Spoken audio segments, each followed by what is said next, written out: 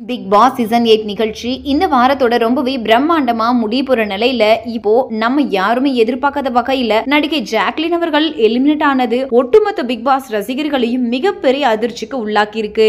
ஏன்னா இந்த big Boss season 8 நிகழ்ச்சியை பொறுத்த வரைக்கும் நடிகை ஜாக்லின் அவர்கள் வந்த முதல் வாரத்துல இருந்து எலிமினேஷனுக்கான நாமினேஷன் லிஸ்ட்ல தொடர்ந்து இருந்து மக்களால காப்பாற்றப்பட்டிருக்காங்க. அது மட்டும் இல்லாம அவங்க இந்த சீசனோட ஒன் ஆஃப் த ஸ்ட்ராங்கஸ்ட் கண்டஸ்டன்ட்னு கூட சொல்லலாம். மேலும் இவங்க இந்த சீசனோட டைட்டில் வின்னரா கூட வர அதிகமான வாய்ப்பு இருக்குன்னு சொல்லிட்டு வரும்போது இப்ப போயிட்டு இருக்க மணி பாக்ஸ் டாஸ்க்ல குறிப்பிட்ட நேரத்துக்குள்ளால அவங்களால பணத்தை எடுத்துட்டு மீண்டும் பிக் பாஸ் வீட்டுக்குள்ள வர முடியாததுனால இப்ப அவங்க பிக் பாஸ்ல இருந்து எலிமினேட் செய்யப்பட்டிருக்காங்க.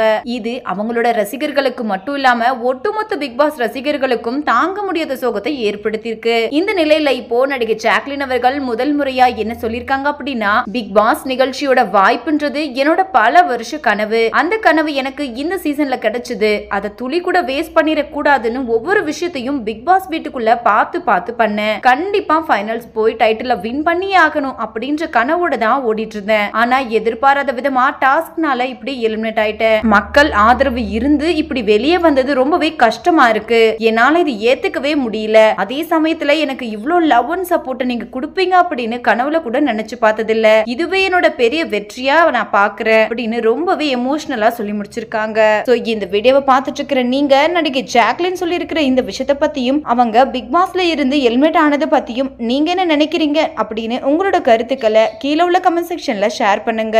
மேலும் இது போன்ற பல இன்ட்ரெஸ்டிங்கான அப்டேட்ஸ் தெரிஞ்சுக்கொள்ள நம்ம சேனலை மறக்காம சப்ஸ்கிரைப் பண்ணிக்கோங்க.